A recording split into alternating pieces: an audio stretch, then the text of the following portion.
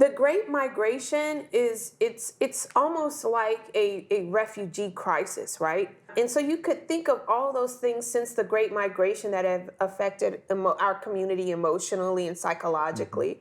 So I would think that psychological reparations would come in the form of free medical therapy to encourage Black Americans to seek therapy for the trauma dealing with racism. That also would have a positive effect on our physical health as well, because we know that stress catapults physical injury or physical harm times 10. A starting point would be for some free therapeutic services out there and a lot of promotion of self-care. Our bodies as Black Americans historically are known to be, are thought to be machines. We need to take away that narrative and realize that we are human beings.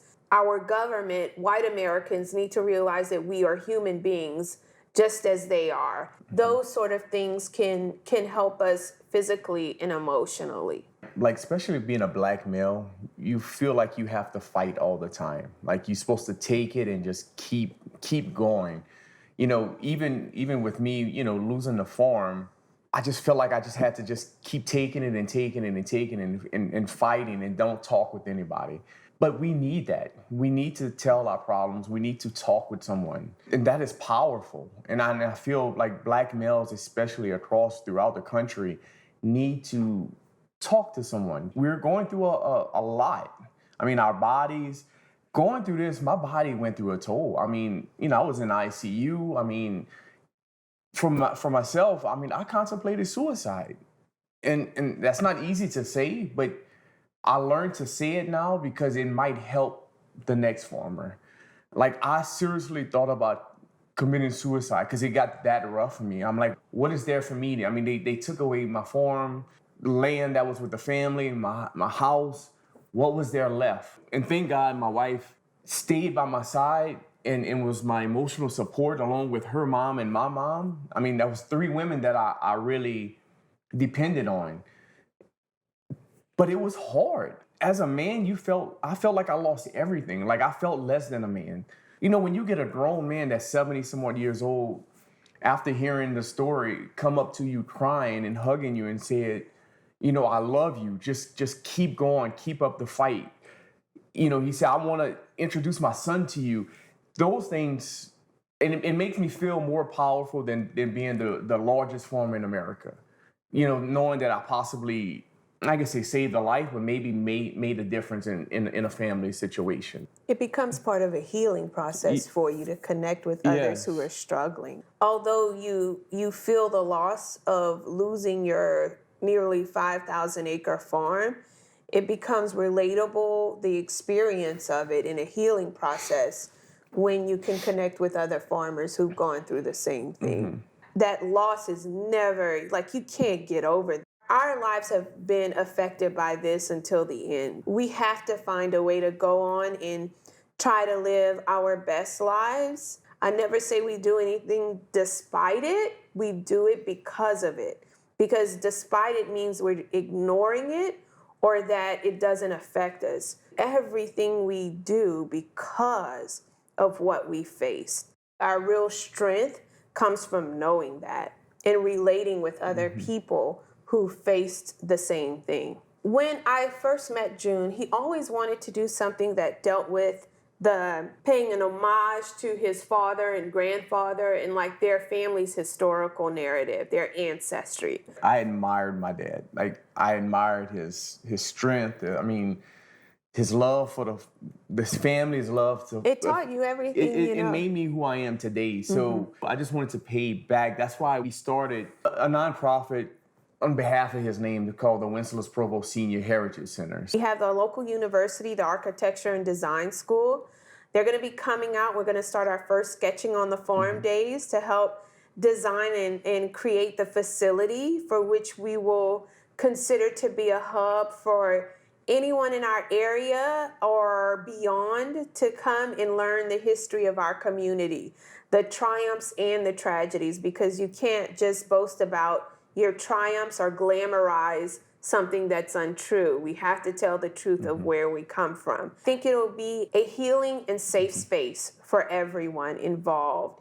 Like we were saying earlier, losing the nearly 5,000 acre farm is difficult, but a healing process begins when we can start telling our story the way we need to tell it, in the way that it's truthful and honors our community. And we want it to be a safe space for everyone, even our neighbor that flies his Confederate flag in his yard. I'm so excited about this Heritage Center because people seen like bean combines, like bean harvesters, corn harvesters. I mean, that's all throughout the country. But to have a sugarcane harvester and a sugarcane loader, that is like, people have never seen that before. So I just want to like have an area where I can show those pieces of equipment and tell people exactly how it works and show them around. Like I'm just imagining I want to just pay homage to all the black sugarcane farmers that was run out of business. Just pay homage to them as well. Like we're gonna have like raised beds in the back, like vegetables and a community garden. A community garden, and gonna have like plots of sugarcane.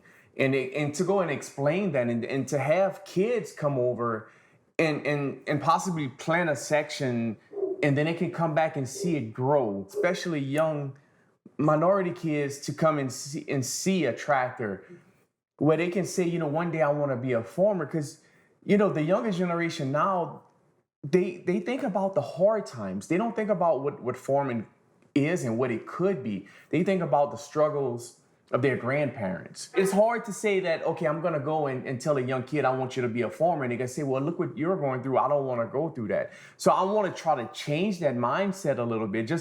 Just show them what it could be. And it could be great. I just want them to get in a tractor, just sit down in a tractor and notice it's not an old tractor without a cab. It's an office in the tractor now. So I just want kids to come and be excited and see that. And motivate them towards agriculture and motivate them towards history. So we do have Provost Farm LLC and the Wenceslas Provost Senior Heritage Center. Both businesses are very mission-driven in contracting with other minority and female-owned businesses.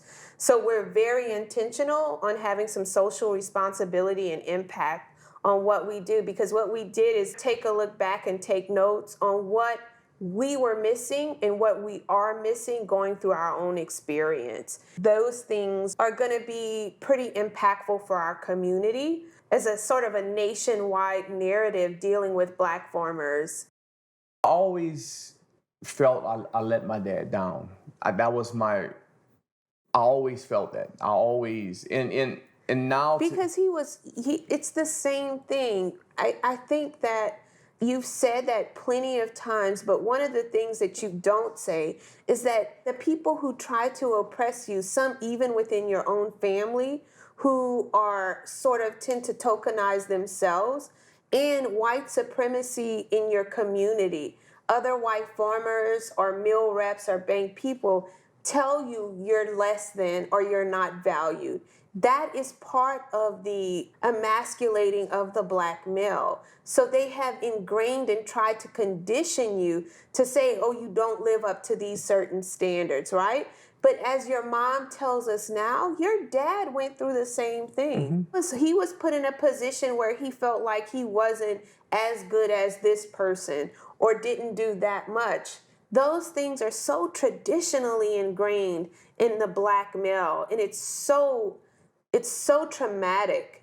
When you say that you felt like you disappointed your father, that comes from internal and personalizing your experience, but it also comes from historical conditioning that's been placed on you. But now I know he's excited for us. I mean, and he's probably saying, what is June doing?